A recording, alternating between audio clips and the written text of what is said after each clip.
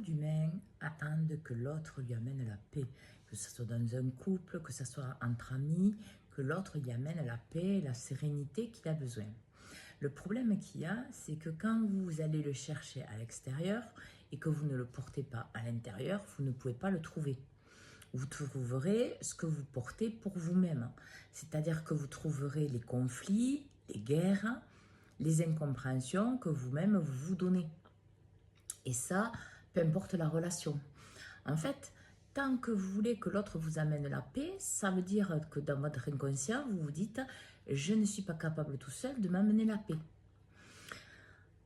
Et ça, en fait, c'est contre-productif. Ça veut dire que vous vous diminuez, que vous vous dévalorisez, que vous avez besoin de quelqu'un pour vous amener la paix. Je ne parle pas ponctuellement. Je parle dans un fonctionnement mental, comme beaucoup de personnes l'ont, où même, on peut dire, pour prendre des décisions, on peut faire des choix. Il y a certaines personnes, elles ne peuvent pas le faire seules parce qu'elles manquent de confiance en elles, elles manquent d'écoute d'elles-mêmes et de discernement juste. Parce que quand vous dites, je veux une personne pour former un couple, par exemple, qui m'amène la paix, c'est la fuite de vous-même. C'est que vous-même, vous n'êtes pas en paix avec vous-même et vous le savez, d'une certaine manière. Et donc, du coup, vous allez aller chercher à l'extérieur ce que vous avez besoin. Et comme je le disais au départ, vos schémas que vous portez ne vous le permettront pas parce que vous ne portez pas cette paix. Vous recevrez la paix quand vous vous donnerez la paix. Et la paix, c'est un état de conscience. C'est une ouverture d'esprit.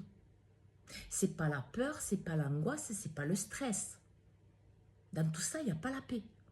Donc, si vous êtes quelqu'un de stressé, d'angoissé, dans le contrôle, de trop calculateur, de trop mental, quelqu'un qui est dans la non-écoute de vous et que vous cherchez la paix, quelqu'un pour la paix, commencez par vous-même.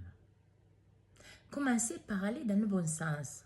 C'est-à-dire que vous, dans la relation que vous voulez, c'est que l'autre vous amène la paix.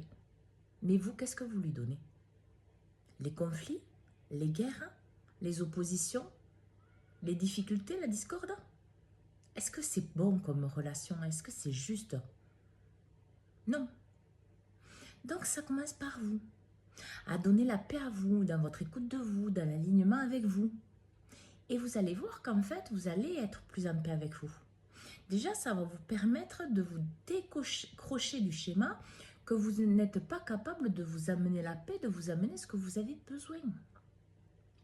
Et là, forcément, vous allez vibrer plus haut grâce à votre état de conscience parce que vous n'allez plus être connecté qu'à votre mental, mais vous allez aussi être connecté à votre cœur, à votre âme, qui vous permettra d'avoir un bon alignement. Et donc, forcément, vous choisirez l'autre, pas parce qu'il vous amène la paix, mais parce qu'il est en connexion avec vos valeurs, avec votre énergie, avec qui vous êtes, etc., etc. Et là, c'est une relation authentique, c'est une relation alignée. Et puis, vous amenez dans une relation ce que vous êtes.